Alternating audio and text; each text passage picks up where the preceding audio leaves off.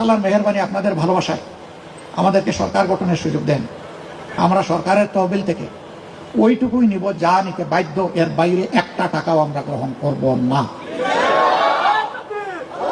ইতিমধ্যে আমরা ঘোষণা করেছি, আমাদের লোকেরা মন্ত্রী এমপি যদি হয় তাহলে সরকারি বিনামূল্যের অথবা অতি স্বল্প মূল্যের দামি প্লট আমরা একটাও গ্রহণ করব না।